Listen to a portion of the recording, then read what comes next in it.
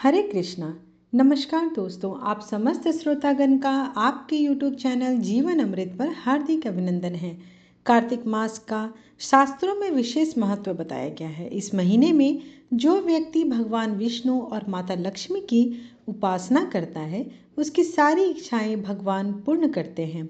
साथ ही कार्तिक मास में कार्तिक महात्म्य व्रत कथा का पाठ अवश्य ही करना चाहिए। कार्तिक मास में व्रत का पाठ करना और श्रवण करना दोनों ही अति फलदायी माना गया है।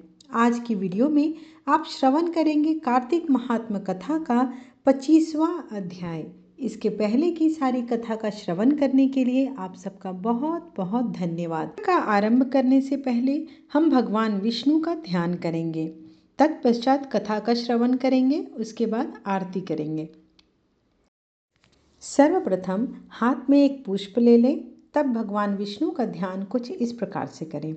भगवान शंख चक्र गदा पद्म धारण किए हैं। उनके मस्तक पर सुंदर किरीट मुकुट और कानों में कुंडल है। वे पीतांबर पहने हुए हैं। उनके नेत्र कमल दल के सदृश कोमल, विशाल और खिले हुए हैं। वक्षस्थल पर कौस्तुभ मणि, रत्नों का चंद्रहार और श्री का चिन्ह सुशोभित हो रहा है। ऐसे चतुर्भुज भगवान को मैं नतमस्तक होकर नमस्कार करता हूँ। ओम नमो भगवते वासुदेवाय नमः। श्री कृष्ण जी बोले, हे प्रिय, इस प्रकार उसका वचन सुनकर विस्मित मन से पृथुराज नारद जी की विधि पूर्वक पूजा करके उनको विदा कर दिए। ये तीनों व्रत मुझे बहुत ही प्रिय है। माघ, कार्तिक और एकादशी, वनस्पतियों में तुलसी और महीनों में कार्तिक और तिथियों में एकादशी तथा क्षेत्रों में द्वारका मुझे अति प्यारी है।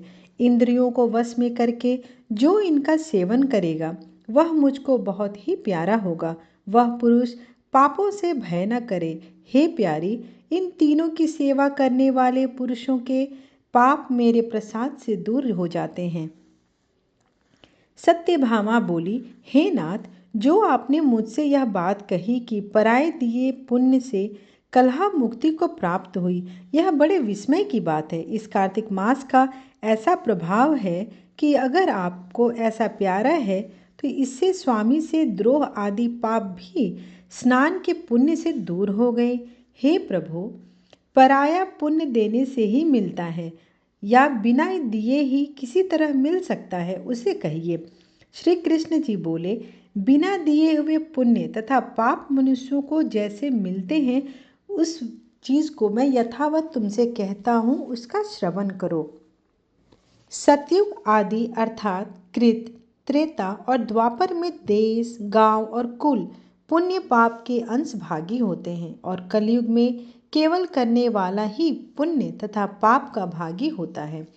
सत्संग न करने वाले पर यह व्यवस्था कही गई है। सत्संग में जैसे पुण्य पाप दूसरे को मिलता है, उसे सुनो। एक स्थान में बैठने, भोग करने, विवाह आदि संबंध और एक पात्र में भोजन करने से मनुष्य पुण्य तथा पाप का आधा फल पाता है। पढ़ाने, यज्ञ कराने और एक पंक्ति में भोजन करने से मनुष्य चतुर्थांश फल को परोक्ष में प्राप्त करता है। देखने, सुनने और मन के द्वारा ध्यान से मनुष्य को पुण्य और पाप का 100वां भाग प्राप्त होता है। दूसरे की निंदा, चुगली और धिक्कार देने से उसके किए हुए पापों को लेकर प्राणी अपना पुण्य देता है। पुण्य और पाप को करता हुआ जो पुरुष उसकी सेवा स्त्री, नौकर तथा शिष्य इनके सिवाय दूसरा मनुष्य करता है और उसकी सेवा के अनुरूप उसको कुछ धन न दिया जाए, तो वह मनुष्य अपनी सेवा के अनुसार उसके पुण्य अंश का भागी होता है। एक पंक्ति में भोजन करने वाले मनुष्यों में जो परोसने का उल्लंघन करता है, वह उल्लंघन किया हुआ मनुष्य उसके पुण्य के 6ठे भाग को प्राप्त करता है। स्नान तथा संध्या आदि करते समय कोई यदि छू ले अथवा बातचीत करे तो वह करने वाला मनुष्य अपने शुभ कर्म का भाग उसे दे देता है। जो पुरुष धर्म के निमित्त दूसरे मनुष्य से धन की याचना करता है तो दाता उसे धन देकर कर्म फल को प्राप्त कर लेता है। पराया द्रव्य हरण कर जो कोई पुण्य कर्म करता है तो कर्म करने वाला पाप का भागी होता है और धन वाले को कर्म का फल मिलता है। जो मनुष्य दूसरे का ऋण चुकाए बिना मर जाता है तो धनी अपने धन के अनुरूप उसका पुण्य ले लेता है। बुद्धि देने वाला अर्थात सिखाने वाला और सलाह देने वाला, उस कर्म की सामग्री देने वाला और प्रेरणा करने वाला मनुष्य पुण्य पाप के छठे भाग को प्राप्त होता है। प्रजा के पुण्य पाप के छठा भाग राजा पाता है। वैसे ही शिष्य से गुरु, स्त्री से पति और पुत्र से पिता छठा भाग पाता है। अपने पति के पुण्य का आधा भाग स्त्री पाती है, यदि उसकी आज्ञा में रहने वाली और प्रसन्न करने वाली हो तो, अन्यथा नहीं। जो पुण्यात्मा पुरुष पराये हाथ से दान कराता है तो नौकर और पुत्र को छोड़कर करने वाला छठा भाग पा जाता है। जीविका देने वाला खाने वाले के पुण्य का छठा भाग पाता है। जो अपनी या और की सेवा न करावे तो अन्यथा नहीं है। इसी तरह बिना दिए भी पराये इकट्ठे किए हुए पुण्य पाप मिलते हैं, किंतु कलयुग में यह नियम नहीं है, क्योंकि कर्ता ही पुण्य पाप को भोगता है। इस विषय में एक प्राचीन और बहुत ही उग्र इतिहास पवित्र मति को देने वाला है, उसका श्रवण करो। इस प्रकार कार्तिक महात्म्य कथा का 25वां अध्याय यहीं पर समाप्त हुआ। ओम जय जगदीश हरे स्वामी, जय जगदीश हरे। भक्त जनों के संकट, दास जनों के संकट क्षण में दूर करे। ओम जय जगदीश हरे। जो ध्यावे फल पावे, दुख बिन से मन का। सुख संपत्ति घर आवे, कष्ट मिटे तन का। ओम जय जगदीश हरे। मात पिता तुम मेरे, शरण गहूँ मैं किसकी।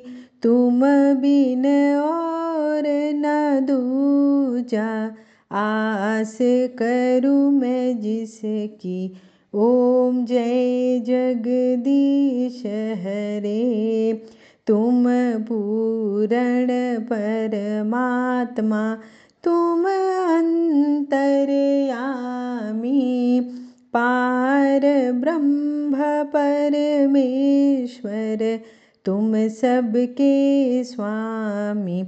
ओम जय जगदीश हरे। तुम करुणा के सागर, तुम पालन करता। मैं मूरख खल कामी, कृपा करो भरता। ओम जय जगदीश हरे। तुम हो एक अगोचर, सबके प्राणपति।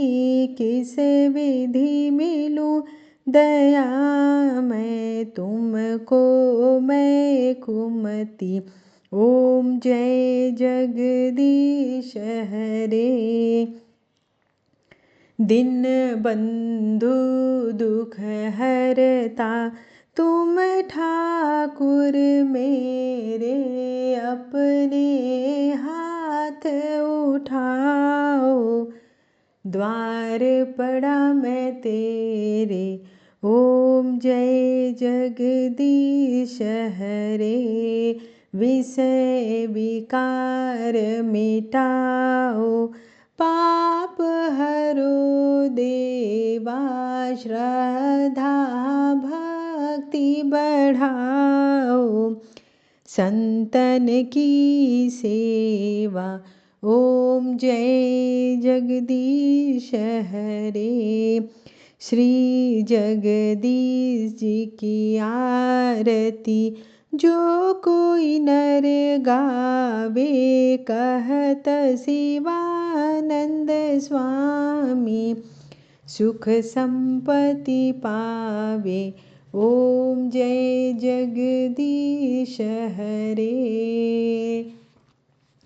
त्वमेव माता च पिता त्वमेव, त्वमेव बन्धु च सखा त्वमेव, त्वमेव विद्या द्रविणं त्वमेव, त्वमेव सर्वं मम देव देव।